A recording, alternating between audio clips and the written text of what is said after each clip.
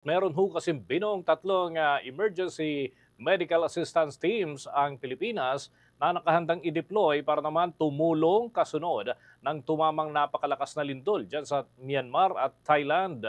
May balita mula dyan sa Department of Health, si Bombo Everly Rico. Kahandang i-deploy ng gobyerno ng Pilipinas ang nasa tatlong Philippine Emergency Medical Assistance Teams para tumulong sa pagresponde kasunod ng tumamang malakas na lindol sa Myanmar at Thailand. Ayon kay Health Spokesperson Assistant Secretary Albert Domingo, agad na inatasan ni Health Secretary Ted Herbosa ang mga PEMAT na mag-standby para sa deployment sa oras na nakumpleto na ang mga kinakailangang International Coordination Protocol para sa deployment sa mga apektadong bansa.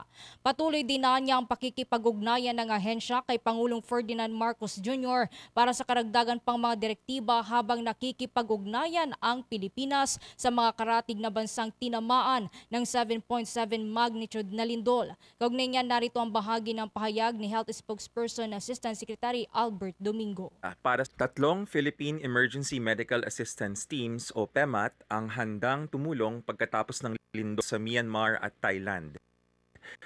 Balita tungkol sa magnitude 7.7 na pagyanig na tumama sa Myanmar at kalapit na Thailand, agad na inatasan ni Secretary Teodoro J. Herbosa ang mga PEMAT na mag-standby para sa deployment kapag kumpleto na ang mga International Coordination Protocol sa mga apektadong bansa at natanggap ang isang kahilingan.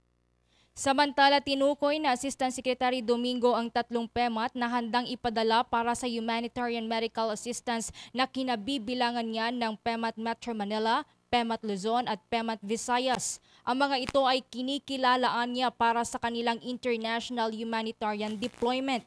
Ginawaran na din anya ang mga ito ng World Health Organization Emergency Medical Team Badge. Narito pa ang karagdagang pahayag ni Assistant Secretary Albert Domingo. Ang mga ito ay sertipikado at kinikilala para sa international humanitarian deployment. Ang lahat ng tatlong PEMAT ay inuri bilang Type 1 fixed EMTs na nangangahulugang maaari silang magbigay ng daylight hours na pangangalaga para sa acute trauma and non-trauma presentations at mga referral. Ang PEMATs mula sa DOH ay maaari ding magsagawa ng patuloy na pagsisiyasat o pangangalaga sa kalusugan at community-based primary care sa isang nakapirming outpatient facility.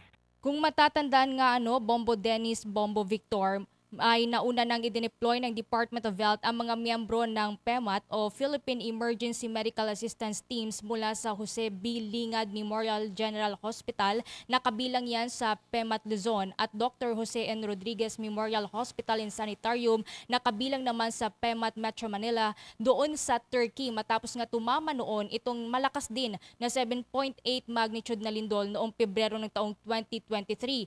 Kamakailan din ayon kay Assistant Secretary Domingo, ang Eastern Visayas Medical Center na kabilang sa PEMAT Visayas ay nag-organisa na rin ng kanilang sariling team.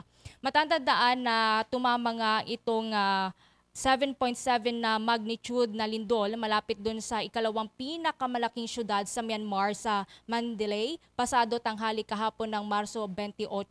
Naramdaman din ito sa Bangkok, Thailand. Kumitil na ito ng 694 katao doon pa lamang sa Myanmar base sa kumpirmasyon ngayong araw ng military junta at daan-daan na rin ang naitalang nasugatan. Habang patuloy pa rin ang sinasagawa namang search operation sa mga nawawala na pinanghihinalaan naman na natrap sa mga gumuhong gusali. Pinangangambahan pa Bombo Dennis, Bombo Victor na posibleng pumalo itong death toll doon sa lindol ng hanggang 10,000 katao. Base yan sa pagtaya ng US Geological Survey. Samantala, nagpaabot naman na ng pakikiramay ang gobyerno ng Pilipinas sa pamamagitan ng Department of Foreign Affairs sa mga biktima ng lindol doon sa Myanmar at Thailand. Sa ngayon, wala pa namang mga Pilipino ang napaulat na nasawi sa tumamang lindol sa dalawang bansa, subalit patuloy pa rin ang pakikipag-ugnayan sa mga Filipino communities doon para masuri ang kanilang kalagayan. Ayon kay Department of Foreign Affairs Undersecretary for Migrant Workers Affairs Eduardo De Vega, mayroong 600 Pilipino sa Myanmar habang nasa 29,000 namang mga Pilipino ang nasa Thailand pero kapwa malayo naman ang mga ito mula sa episentro ng lindol.